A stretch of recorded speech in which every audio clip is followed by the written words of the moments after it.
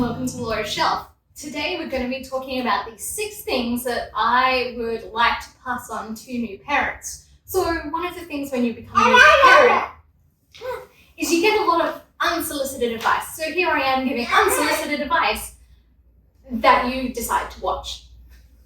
So let's just get straight into it. So number 1, night 2. So I'm going to start off with the main one that actually really shocked me and that I was very unprepared for. That I didn't even know night 2 was a thing until night 2. So night 2 is basically where the baby decides that, that they are, okay, I've been born now. Okay, I'm no longer in the womb. Holy hell, what the hell has happened to me?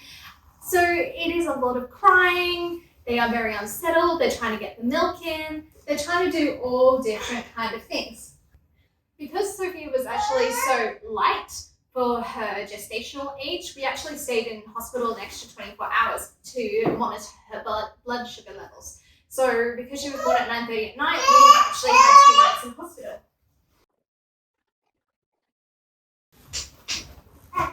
So apparently I'm reading neither. So night 2, we stayed an extra 24 hours just because of her birth weight. Otherwise, we would have gone home pretty early. So night 2, because I was in the hospital, it was a lot easier for me because I actually had a student midwife come and settle her. I think it was about 10 o'clock at night because she didn't actually start crying and being very unsettled until Kieran left at 9 o'clock. It was literally as soon as Kieran left to go because visiting hours are only a certain amount of time. She had started. I couldn't quite cope with it. So luckily enough, I had a student midwife that could help settle her. And she does this thing. So I'll put a link in the description for a video on how to do it. It feels so unsafe because obviously the neck and everything, but it is quite safe. I actually did it a day or 2 after we went home to settle her again, and it worked. It's all about the motion and the movement. But with that, it was basically, it was a shock, but it was a good reminder of kind of what to expect. I think night 2 for us was the worst thing, and I'll explain a little bit as to why that was probably the worst time that she was actually crying and everything. But it's a shock, but you can do it.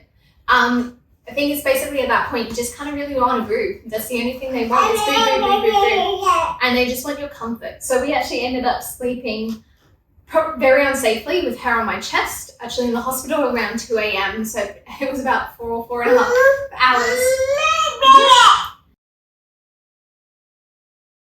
So from about 2 o'clock in the morning, I ended up just her sleeping with her chest, and we both got some sleep.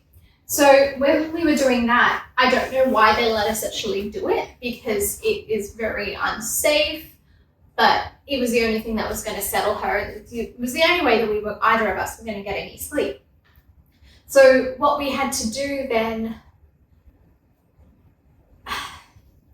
it was kind of a mindset thing. I was so unprepared for it that it just didn't make any sense to me. It was really funny. I remember actually hearing one of the girls that gave birth the second night I was there, and she was about her baby and not making a sound. I'm like, oh, sweetie, just wait until tomorrow night, which feels really bad. I probably should have said something, but at that time, it was just, I didn't know myself.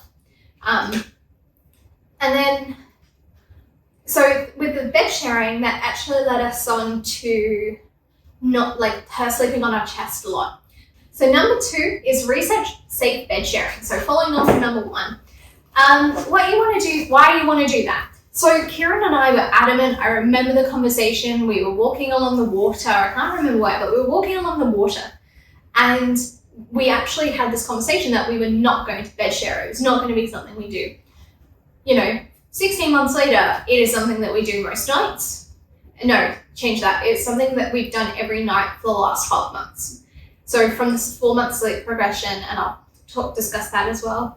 But we're not bed sharing. So what happened and what led to happening is us sleeping unsafely. So what happened was at the time we actually had a recliner sofa, so like the two on the ends reclining. So I actually slept with her on my chest. Now, you like see, like, don't fall asleep on, like, you know, bed surfaces, like soft surfaces and sofas and things like that. But then so many people do it. And I wish I knew about safe bed sharing. I think it was from about the 3, maybe even 2-week mark that we actually brought her into bed with us from about 4 a.m. and we were very uncertain about it. It probably was done very unsafely as well because she was on like the side. At that point she couldn't roll, and Sophia didn't end up rolling until 7 months, I think it was. So like, I can say that now, but I can also look back at how unsafe it was. Like, it was on the bed, which was fine, but the bed was not on the floor, and it had obviously no rails, and rails are unsafe anyway, but there was no protection for her. She could have easily fallen off the bed. So research safe bed sharing, even if you don't plan on doing it, just to be aware of what you could be doing. One of the things with bed sharing is what I didn't realize is how biologically normal it is for babies to want to be next to you. So one of the things we've always got to remember is that these little ones that come into our lives, we are the only thing that they know. The world is a very cold place. It's a very not secure place for them. And so the thing that they know most is you. So that's why they want to be as close to you as possible, and that's why bed sharing does become a thing, and that's why chest sleeping becomes a thing, which is what we did. So fast forward that, we got to the 4-month mark and we had a futon on the floor, so one of the Japanese futons, which is a very hard mattress. It's a very heavy mattress, and we ended up bed sharing from like the 4-month mark. We also went traveling, so that actually helped a lot when we were traveling because it meant we didn't have to carry a travel cot with us, and we had her mattress that we then put on the floor whenever we needed to as well. So we got comfortable with bed sharing, which isn't for everyone, and I completely understand that as well. So number 3 is, I was talking about the unsettledness of night 2 and why that was Sophia's time to be the most unsettled. And that's because we didn't do 2 things: water and fresh air. So water and fresh air have been our saving grace. So when Sophia went through the witching hours, what would happen is I'd actually take her outside. So she would have a bath, she'd be calm, we'd get her dressed, and then all of a sudden she would like freak out and not be very happy again. And then we'd kind of go outside to the balcony that we had at the old place, and we kind of go like say goodnight kind of thing. So we just name some of the things that were around us, like trees, the moon if we could see it, the sky. And so we kind of said goodnight to everything. But just going outside really helped settle her. And even now, 16 months later, that still really helps. Same with water. She is an absolute water baby. You take her to the pool and she is the happiest she has been. The park, like anything like that, she is very happy, she's very content. So definitely utilize air and water. You can also use water where you actually, if you do have like a bath or something and you're struggling even with something like supply, having a bath that's skin to skin and even like feeding in the bathtub. She's also fed in the shower, like even as recently as a month ago. So, you know, it's just one of those things that's where they do calm down and it can really help. And they love being skin to skin. One of her favorite things to do after a day is literally snuggle with you while we're having a shower, and then she goes on the floor and we can watch. Yeah, snuggle. Number 4, food. Now, one of the things you want to make sure that you do is you want to make sure you've got enough food for at least the first 3 weeks, and if not 6 weeks if you're having a cesarean. This is because you find that you have no time. And I found that after the 3-week mark, we actually got to the point where I could put her in the wrap because we did a lot of carrier wraps. So I could do the carrier wrap naps and I could start cooking and chopping up vegetables. You also may find that you're chopping up vegetables for dinner at like midday instead of at 4 or 5 p.m. when you would normally be making dinner. And that's because it's easier then. So especially as it gets to nighttime, it gets a little bit harder. So with the food that you want to make sure that you've either like batch cook at least one main meal a day, or you've got something like U-Foods, or you've got something where like a little savings jar for Uber Eats if you want to do Uber Eats. It just makes life so much easier. If not, you can also do something called a meal train. So if you've got enough friends, you can get them to sign up for like a week or two, like, you know, say a couple of nights, and then cook you a couple of meals. Yeah? They cook you a couple of meals, and it just really helps you. They drop it off the door. They don't even have to come in if you don't want them to. And the whole idea is just to, you know, start that process and give you guys a little bit of food. Number 5. So number 5, we've got enjoy the snuggles. Now we have a serial contact napper until the last month or so. Yeah? Till about the last month, you just wanted mommy and daddy snuggles. So Kieran's actually, I think this actually happened yesterday. So Kieran would lie down on like the bed. Yeah. We've got our mattress on the bed. We got our mattress on the floor.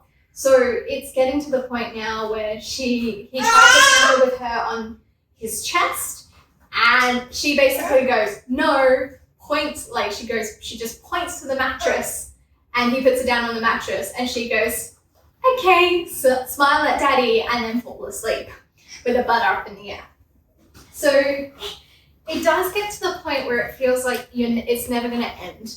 And honestly, I think the first 6 weeks, I never moved off the sofa. But it even ended up probably being for the first 6 months, I didn't end up at the sofa. Obviously, I'm in a very privileged position. I did get 12 months maternity leave. So I only went back to work about 5 months ago. So I do acknowledge that it is very different for me. And I'm very lucky that it happened. But even the week before I was going back to work, I was still kind of snuggling with her because it didn't really matter. Like for me, I had nothing else to do, even though we were getting ready for me going back to work. It was still really nice for me to actually just snuggle with her before that time. So enjoy the snuggles, get your Netflix list ready, and it still is very nice when she wants to snuggle. Alrighty, and last but not least, take time for yourself, and that is really hard to do. Especially if you're doing it without a village. Like we were discussing the other day that it would just take one day for someone just to come and look after her, even just like one day of a grandparent, and all our problems would be solved for our work because we're both working part-time. But, ouch. But it's gotten easier to take time for ourselves. So Kieran now goes bouldering 3 times a week. So his days are Tuesday, Thursday, Saturday, which are also his work days. And on my days, so Monday, Wednesday, Friday, I go for a walk at 5:30 in the morning. No, not the glasses, not the glasses. Thank you. Yeah, I can give you a cuddler. Cuddle. So yeah, it took a little while to get there. So I am taking about a day or month off just to do some of the things like that I want. And that includes some like my sewing that I want to do. That includes getting like acupuncture done, and just having that day off a month from work just really helps. Yeah. Not everyone is able to do that. I've again privileged, but it's something that's really helped us. Hopefully eventually like we'll be able to start leaving her with her grandparents a little bit more, but at the same time with everything going on, we kind of have nowhere to go. So it's like, it is what it is. And that's one of the things is for us as well, especially in the early days, I started working out how to take time with Sophia around. So how to do some meditation. I would do, actually both Kieran and I have done yoga with her on the mat. And she's been like shuffling around us. Yeah. And so it's just been one of those things that it takes a little bit of time to get there, but you will get there. I think if you've got the support around, then that's fine. Yes, it is our choice to not do daycare. One day I will actually discuss that because I feel like that is everyone's response is we should just put her in daycare, but for us, that is not something we want to do, and at the moment it's not something we need to do either. But it's just one of those things where it is what it is, but taking time to look after yourself will make you a better parent. For me, looking after myself, I realized after the last 2 weeks of with Christmas and New Year, is going to work is actually taking care of myself. And like her and Kieran have a really good bond and a really good relationship because of that as well. So that's what works for us. So anyway, hopefully I should say, if you are a very brand new parent and that feels a little bit hard, that is okay. Like, it is going to feel hard for a little while. If you do need help though, you do need to reach out to others.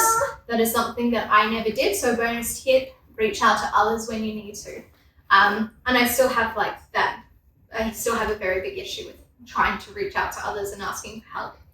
Even things doing getting a cleaner in. What we did is we actually downsized. So not everyone can do that, but we actually downsized from a 3-bedroom house with half-acre yard to a 2-bed apartment that is 64 square meters.